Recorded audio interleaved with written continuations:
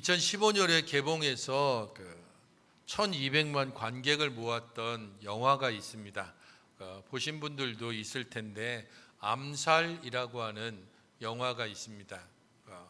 영화를 보신 분들은 암살 내용이 어떻게 됐더라, 이렇게 등장인물은 이렇게 좀 생각들이 드실 텐데, 포스터 카피는 이렇습니다. 1933년 조국은 사라지고 작전이 시작된다. 배경이 1933년입니다.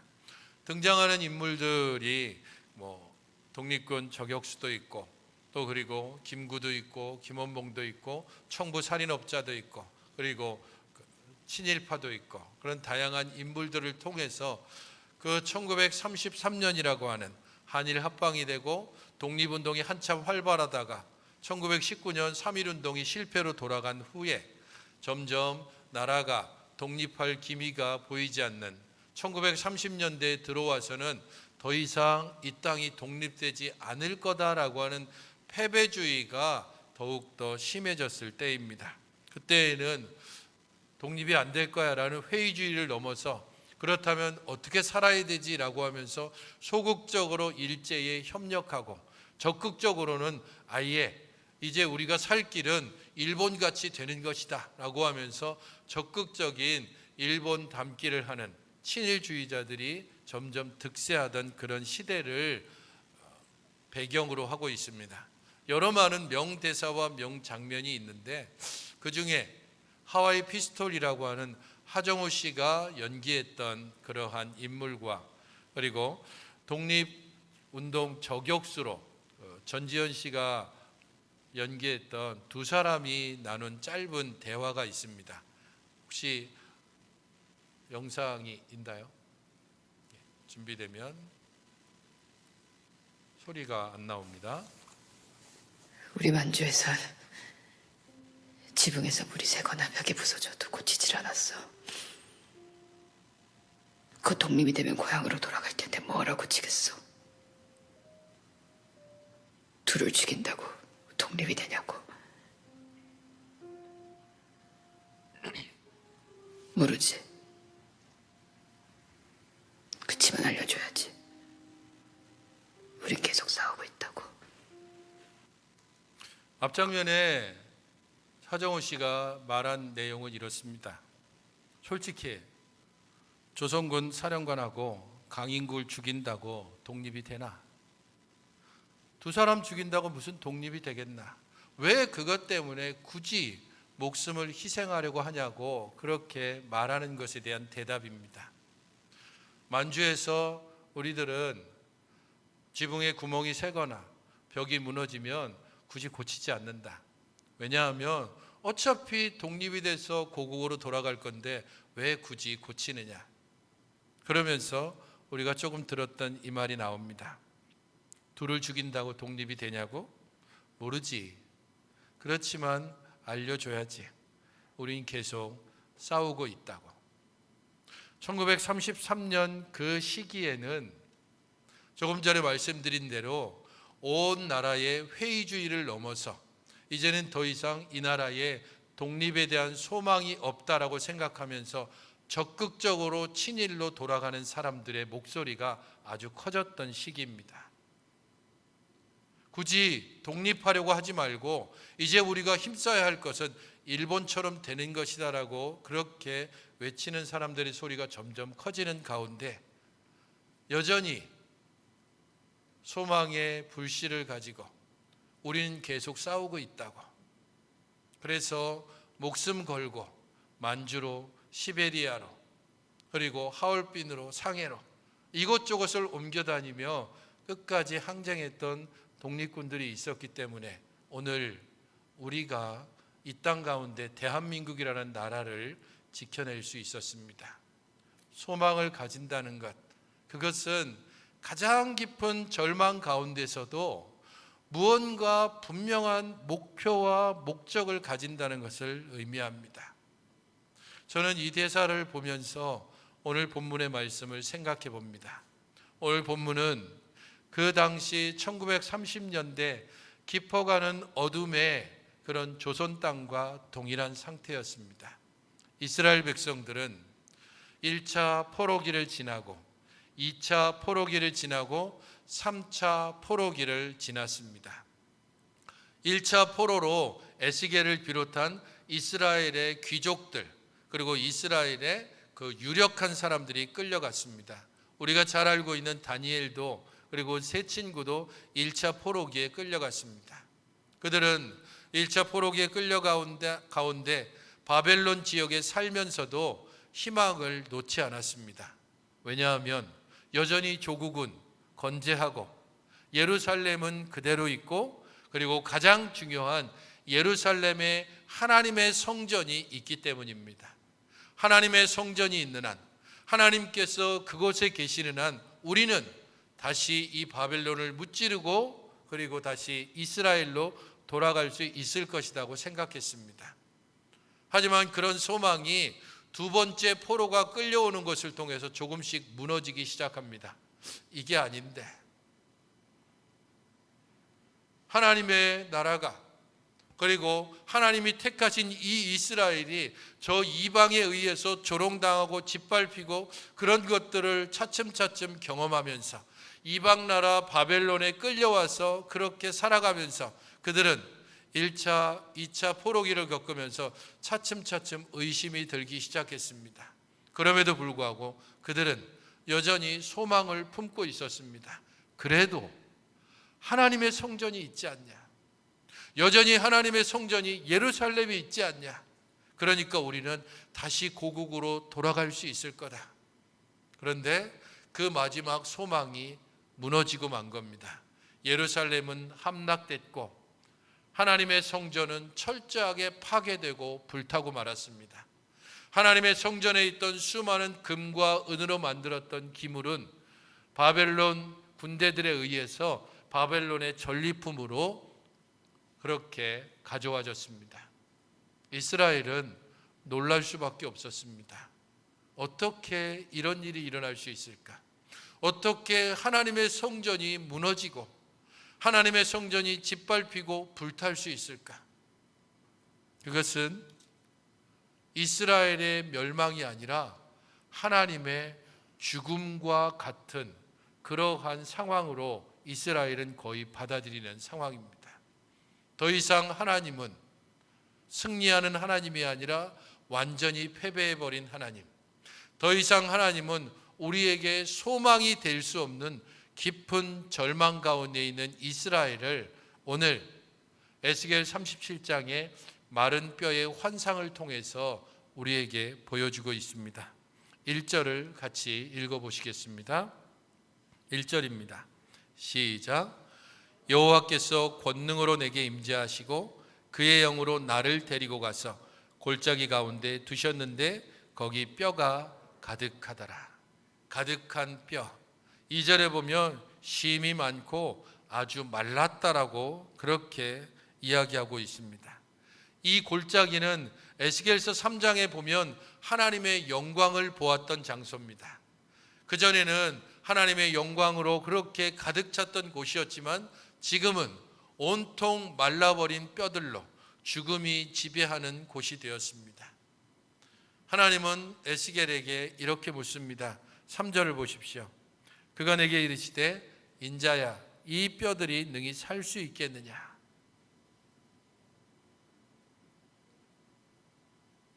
말씀 시작할 때 암살의 대사처럼 그 둘을 죽인다고 조선이 독립되겠느냐? 이 말보다 훨씬 더 어려운 질문입니다. 이 말라버린 뼈가 과연 살 수 있겠느냐? 이런 질문을 받으면 우리가 어떻게 대답할 수 있겠습니까? 그나마 독립군 저격수였던 안우균은 이렇게 말했습니다. 모른다. 그렇지만 알려줘야 될 필요가 있다.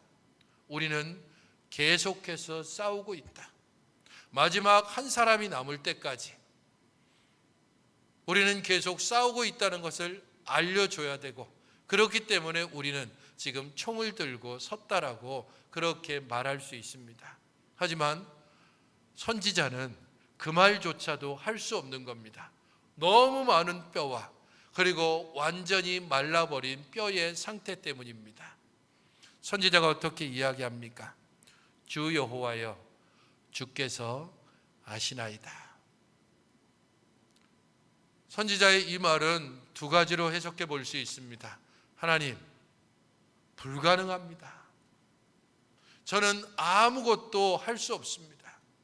그런 부정적인 뜻으로 해석할 수도 있고, 하지만 이 말 속에는 작은 희망의 불씨도 있습니다. 주께서 아십니다. 주님이라면 혹시 가능하시지 않겠습니까? 우리 주님께서 아시는 대로 그렇게 행해 주시옵소서라고 이렇게 선지자는 말하는 겁니다.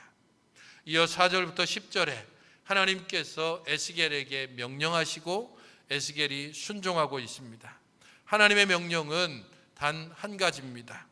생기를 너희에게 들어가게 하리니 너희가 살아날 것이다. 9절에는 생기를 너희에게 넣으리니 너희가 살아날 것이다 라는 말씀입니다. 하나님께서 생기를 부어주시겠다고 말씀하고 있습니다. 이 본문에서는 생기라고 그렇게 번역된 단어가 총 10번 등장합니다. 모두가 다 브레시트라고 하는, 그리고 루아흐라고 하는 단어를 사용하고 있고, 이 단어는 숨이라는 뜻도 되고 생기라는 말로 번역이 됐습니다. 하나님께서 생기를 불어넣어 주시겠다. 그때에 뼈들이 맞춰지고 힘줄과 살이 채워지고 가죽이 덮여졌다라고 이야기합니다. 생기가 들어가서 결국은 살아나 큰 군대가 되었다라고 우리에게 전해주고 있습니다. 선지자는 하나님의 말씀을 받아 그대로 순종합니다. 7절과 10절을 보면 명령을 따라 대언했다. 그리고 그 명령대로 대언했다라고 기록하고 있습니다. 소망 없는 상태에서 하나님의 말씀이니 거기에 순종하는 선지자 에스겔의 모습을 볼 수 있습니다. 사실 그는 제사장이었습니다. 원래대로 조국이 그대로 있었다면 30살이 되는 바로 이때에 그는 제사장으로서 이스라엘 백성들의 죄를 대신하여 그들이 드리는 감사의 제물을 또한 주 앞에 드렸을 겁니다. 말라버린 뼈가 아니라 제물로 드리는 그러한 양과 염소와 소를 그가 직접 하나님 앞에 드리는 일을 했을 것입니다. 그러나 지금 이 에스겔은 하나님의 명령을 따라서 마른 뼈들에게 대언했습니다. 그리고 그 일은 실제적으로 이루어져서 골짜기 가득 뼈와 뼈가 맞춰지는 소리가 넘쳐났습니다. 생각해 보십시오. 이리저리 막 뒤엉켜 있는 뼈입니다. 저는 이 7절에 뼈와 뼈가 들어맞아 뼈들이 서로 연결됐다라고 하는 이 장면을 그냥 그림으로 그려보면 가득했던 뼈가 서로 자기의 뼈를 찾아서 이리저리 휙휙 날아다니는 겁니다. 뼈와 뼈가 맞춰집니다. 여기저기 흩어져 있던 뼈와 뼈들이 서로 하나씩 맞춰지면서 그 뼈들이 부딪히는 소리가 납니다. 그리고 거기에 힘줄이 생기고 거기에 살이 채워지고 거기에 가죽이 입혀지는 상황들이 생생하게 하나씩 하나씩 펼쳐지는 겁니다. 다시 명했을 때에 생기가 그 속에 들어와서 큰 군대로 일어서는 모습을 에스겔은 직접 눈으로 보고 있습니다. 죽음의 골짜기를 생기를 통하여서 가득 채우시는 하나님의 권능을 그대로 보여주고 있습니다. 그리고 11절부터 14절은 이 환상이 어떤 내용인지에 대한 설명을 우리에게 주고 있습니다. 11절을 보십시오. 또 내게 이르시되 인자의 이 뼈들은 이스라엘 온 족속이다. 그들이 이르기를 우리의 뼈들이 말랐고 우리의 소망이 없어졌으니 우리는 다 멸절되었다 하느니라. 말씀드린 대로 이스라엘은 그래도 1차 포로로 잡혀왔을 때, 그리고 절망스럽지만 2차 포로로 잡혀왔을 때 여전히 소망의 끈을 붙잡고 있었습니다. 왜냐하면 하나님의 성전이 아직 파괴되지 않았기 때문입니다. 그들에게 하나님의 성전이 파괴된다는 것은 도저히 있을 수 없는 일입니다. 그런데 파괴되고 말았습니다. 완전히 흔적도 없이 사라졌습니다. 그 소식 때문에 그들은 이렇게 말하는 겁니다. 우리의 뼈들이 마르고 소망이 없어지고 다 멸절됐다.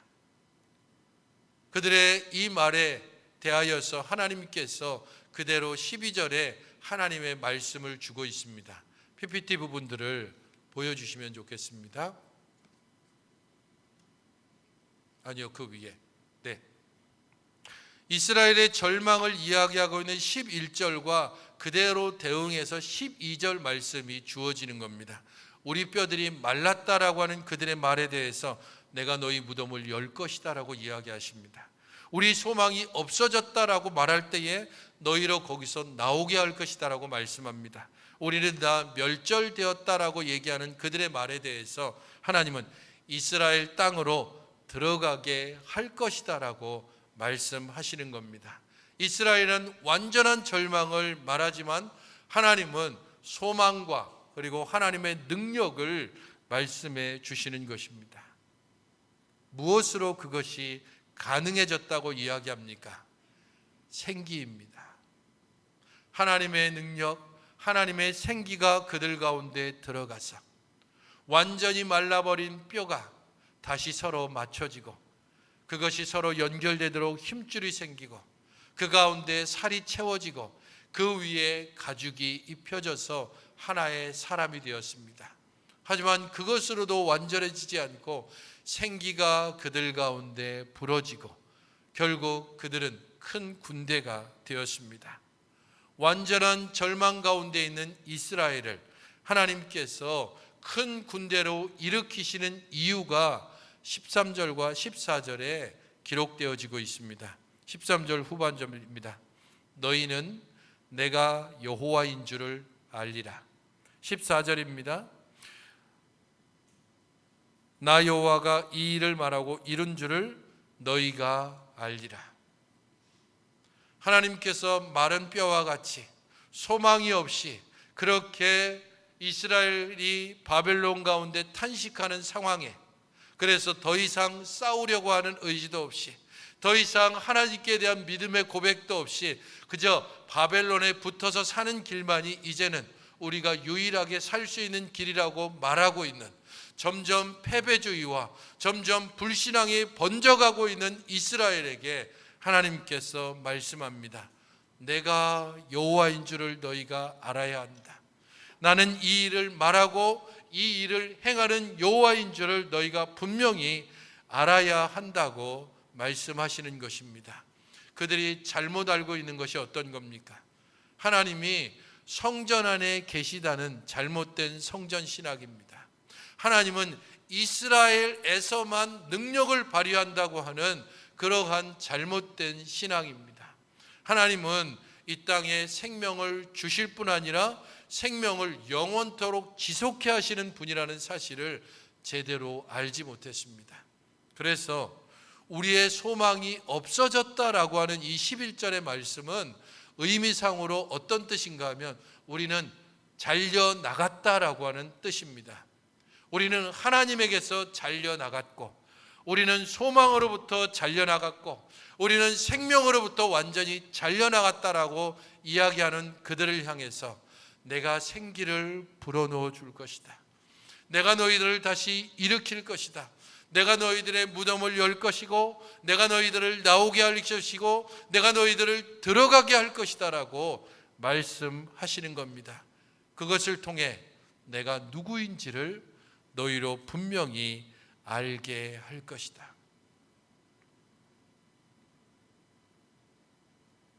그리고 하나님께서 주시는 약속의 말씀이 14절에 이렇게 기록되고 있습니다. 내가 또 내 영을 너희 속에 두어 너희가 살아나게 하고 환상을 통해서 생기를 가지고 그 뼈들을 살리신 것처럼 하나님께서 절망 가운데 있는 이스라엘을 살리시는 것은 내 영을 너희에게 두는 것입니다. 여기에도 그대로 루아우라고 하는 단어가 사용됩니다. 성경적으로 봤을 때 이것을 성령님이라고 말할 수는 없습니다. 하지만 나의 영을 그들 가운데 두심으로 하나님께서 절망 가운데 있는 이스라엘을 다시 살리시고, 그리고 약속하신 대로 70년이 지난 후에 그들을 이스라엘 가운데 다시 돌아가게 하셨습니다. 바벨론 포로로 3번 끌려온 것처럼 그 바벨론으로부터 다시 3번 다시 이스라엘로 돌아가게 하신 것입니다. 하나님께서 약속하신 대로 그의 영을 이스라엘에게 주시고 이스라엘을 살리셨습니다. 이것은 에스겔 시대, 곧 구약 시대에 이루어진 일입니다. 하지만 그 약속은 오늘 우리에게도 그대로 이루어졌습니다. 바로 성령 강림을 통해서입니다. 하나님께서 약속하신 성령이 우리 가운데 오심으로 우리를 살려주셨습니다. 성령께서 오심으로 우리를 절망 가운데 일으키신 것입니다. 에베소서 2장 1절부터 6절 말씀은 우리가 어떤 상황이었는지, 그리고 하나님께서 우리를 어떻게 살리셨는지를 이렇게 기록하고 있습니다. 같이 한번 읽어보시겠습니까? 시작. 그는 허물과 죄로 죽었던 너희를 살리셨도다. 허물로 죽은 우리를 그리스도와 함께 살리셨고 너희는 은혜로 구원을 받은 것이라. 또 함께 일으키사 그리스도 예수 안에서 함께 하늘에 앉히시니. 이것이 은혜로 된 것이다. 이 은혜로 된 것이 바로 성령이 너희들 가운데 오시는 것입니다. 성령께서 우리 각 사람의 마음에 거하셔서 우리 죽었던 자를 살리셨습니다. 삶에 지친 우리들을 다시 일으켜 주시는 것입니다.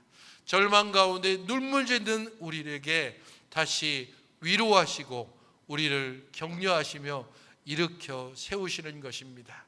성령께서 우리를 이 땅의 위협과 유혹으로부터 지켜주십니다. 성령께서 우리들의 가난한 마음들을 하나님의 풍성함으로 채워주십니다. 성령께서 우리들을 그 탐욕과 욕심으로부터 지켜주시는 것입니다. 성령께서 우리가 이 땅의 것으로 사는 자가 아니고 하늘의 것으로 사는 자임을 다시 한번 깨닫게 하십니다. 그러므로 오늘 우리가 함께 받는 이 성찬은 성령의 은혜를 통해서 받을 때에 진정으로 은혜가 있고 위로가 있고 효력이 있습니다. 성도 여러분, 소견의 문답 30문은 우리에게 이렇게 질문하고 있습니다. 이 질문에 대해서 여러분들 답해 주시기 바랍니다. 성령은 그리스도께서 사신 구속을 어떻게 우리에게 적용하십니까?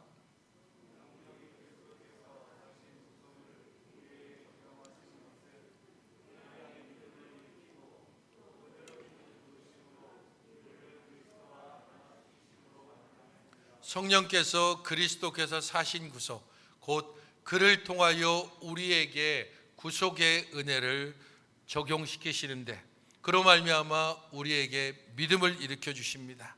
우리로 하여금 효력 있는 부르심, 내가 너희를 불렀다라고 하는 이 부르심의 분명한 증거로 우리는 한 주간에 한때 정한 시간에 이렇게 예배의 자리에 서는 것입니다. 그리고 또한 그에 대한 분명한 눈으로 보이는 은혜를 보여주시기 위하여 성찬을 우리에게 베풀어 주시는 것입니다. 우리가 먹는 것은 작은 빵 한 조각과 그리고 작은 포도주 한 잔이지만 이것을 통하여 하나님께서는 우리를 먹이시는 분이고 우리를 채우시는 분이라는 사실을 알려주시는 것입니다. 우리는 밥의 힘으로 사는 것이 아니라 은혜의 힘으로 사는 존재입니다. 우리는 돈에 의해서 사는 자인 것처럼 보이지만 하나님의 채우시는 섭리의 손길 때문에 이 땅에서 건지심을 받고 그로 말미암아 하나님의 백성으로 살아가는 존재입니다. 바로 그것을 이 성찬을 통해서 우리는 고백하며 이 성찬의 은혜를 통하여서 우리는 하나님의 백성됨을 다시 한번 깨닫고 주의 은혜를 구하며 살아가야 되는 것입니다. 사랑하는 성도 여러분, 우리가 매월 첫째 주에 받게 될 이 성찬을 통해 하나님, 세상 가운데 우리가 잊고 살았던 하나님의 은혜로 사는 존재임을, 성령께서 내 안에 계셔서 날마다 우리 가운데 믿음을 일으키시고 날마다 우리가 주의 백성을 깨우쳐 주셔서 주 안에서 살게 하는 것을 다시 한번 기억하여 믿음을 다시 새롭게 하고 우리 주님을 새롭게 의지하며 사는 주의 백성이 되게 하여 주시옵소서. 그 믿음으로 이 성찬을 받으시고 그 믿음 안에서 주의 풍성함을 누리시는 성도들이 되시기를 주님의 이름으로 축원드립니다. 잠깐 기도하겠습니다. 하나님 아버지, 주가 우리에게 베풀어 주신 크고 놀라운 은혜, 에스겔에게 생기를 통하여 소망 없는 뼈들을 다시 살게 하신 것처럼 하나님께서 그의 영을 우리에게 부어주심으로 죽었던 우리를 살리시고 절망 가운데 소망을 품게 하시니 감사를 드립니다. 이 성찬을 통하여 저희가 주의 백성임과 주의 은혜로 사는 자임을 다시 한번 기억하고 그 안에서 믿음으로 이 성찬에 참여하게 하여 주시옵소서. 예수님의 이름으로 기도하옵나이다. 아멘.